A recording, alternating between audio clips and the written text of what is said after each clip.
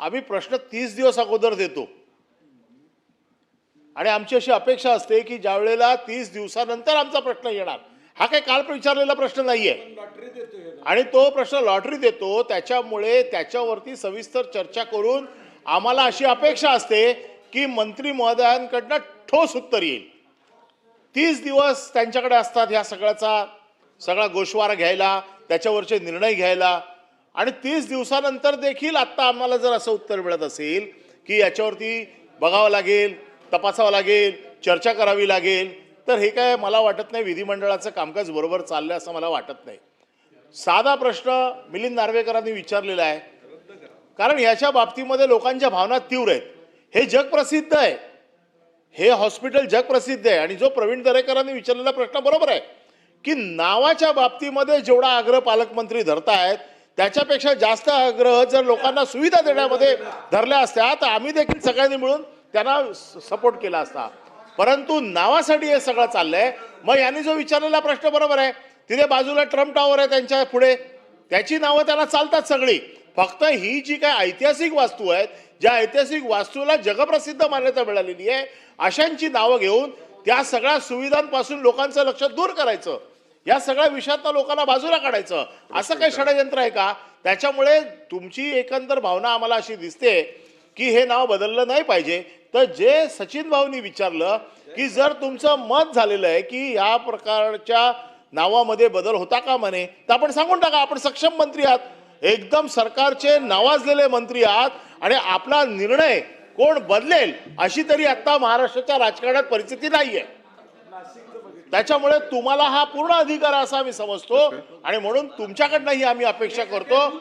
तुम्ही बाकीच्या मंत्र्यांनी आम्हाला सांगितलं बघू, चौकशी करू, मुख्यमंत्र्यांकडे विचारू, आता सध्या काय सगळे निर्णय घेण्याचे अधिकार तुमच्याकडे आहेत,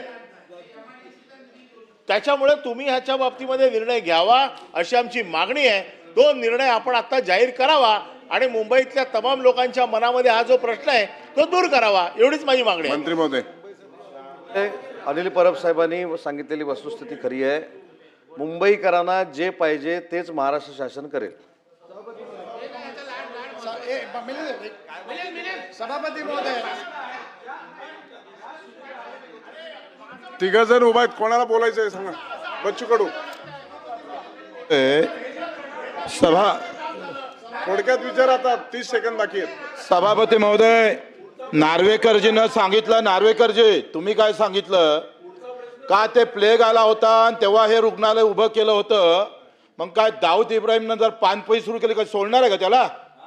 एखाद्या मला एक विचारा, हे इंग्रज राजवटीचा प्रतीक आहे, 150 वर्ष राज्य केलं त्या हरामखोरांनी, 150 वर्ष, लाखो लोक मारले गेले, ट्रम्प असू दे का कोणी असू दे, धोरण ठरलं पाहिजे।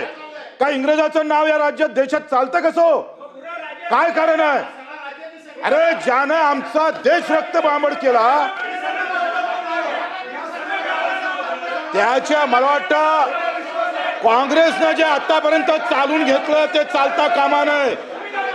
हे काँग्रेसनं जे 150 वर्ष चालवलं, 75 वर्ष हे नाव तुम्ही चालवले। सभापती महोदय, माझी एक मिनिट, मला एक चांगला विषय बोलू द्या ना, चांगला विषय। भाऊ भाऊ भाऊ एक चांगला विषय बोलू दे। सभापती महोदय, सभापती महोदय, सभापती महोदय, भाऊ सचिन भाऊ एक महत्वाचा विषय। सभापती महोदय, माझी विनंती या सर्वसामान्य गरीब नागरिकाला धरून आहे। जसं माननीय प्रवीण दरेकरांनी आणि मिलिंद नार्वेकर साहेबांनी आणि अनिल परब साहेबांनी सांगितलं की पेशंटसाठी, नातेवाईकांसाठी एखादी बिल्डिंग चांगली व्हावी, भाऊचा आणि माझा प्रस्ताव असा आहे की अभ्युदय नगरची फार मोठी डेव्हलपमेंट होते, त्याच्यामध्ये रिझर्वेशन्स आहेत, एक 200 रूमचं गेस्ट हाऊस तिथे बनवेल का सरकार? हे गोरगरीब जनतेसाठी असेल, त्याची गोष्ट सरकारने करावी। मिलिंद नार्वेकर, एक मिनिट मंत्री महोदय, मिलिंद नार्वेकर लास्ट। विजिट बोला, प्रश्न विचारा। विजिट करणार का? आमदाराला घेऊन विजिट करणार का मंत्री महोदय? मंत्री महोदय, तिघांचं उत्तर एकत्र देते, तिघांचं उत्तर देते। प्रवीण दरेकर साहेबांनी आणि तीन प्रसाद लाड सदस्यांनी साहेबांनी जो प्रश्न मुद्दा विचारलाय। मांडला त्याला असं वाटतं की सगळंच सभागृह अनुकूल आहे. त्याच्यामुळं आता जी पेशंटसाठीची भूमिका संपूर्ण सभागृहानं मांडली ती मुख्यमंत्री महोदयांच्या कानावर घातली जाईल, उपमुख्यमंत्री महोदयांच्या कानावर घातली जाईल आणि अभ्युदयनगरमध्ये अशा पद्धतीची जर इमारत बांधता येणार असेल तर त्याच्यासाठी देखील सकारात्मक सरकार प्रयत्न करेल. आणि नार्वेकर साहेबांच्या गाडीतनं ज्या गाडीमुळे ट्विट निर्माण झालं त्या गाडीतनं मी स्वतः व्हिजिट करेन. तुम्ही सांगाल तेव्हा करेन. प्रश्न फक्त उत्तराचा तास तुमची आणि संपलेला माझी आहे. गाडी कोण अडवणार नाही याची दक्षता घ्या.